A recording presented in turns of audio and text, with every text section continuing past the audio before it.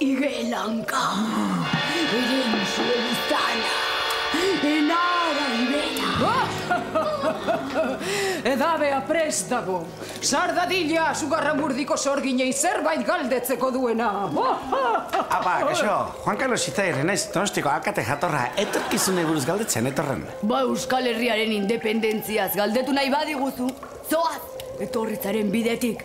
Ze ez dugu istilurik nahi auzitegi konstituzionalarekin. Ez, lasai, Donostia 2016 buruz galdetzen etorren, kultura hiriburuari buruz.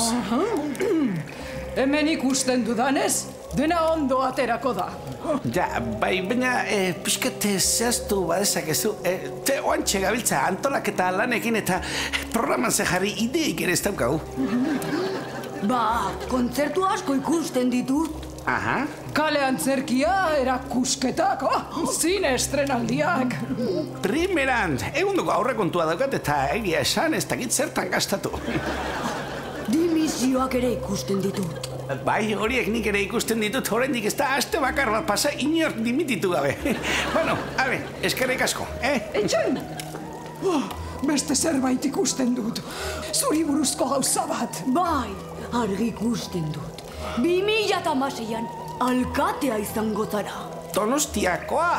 Hala, hombre, ez esan, marroi hori tokatuko zaidan. Ez. Igeldoko alkatea.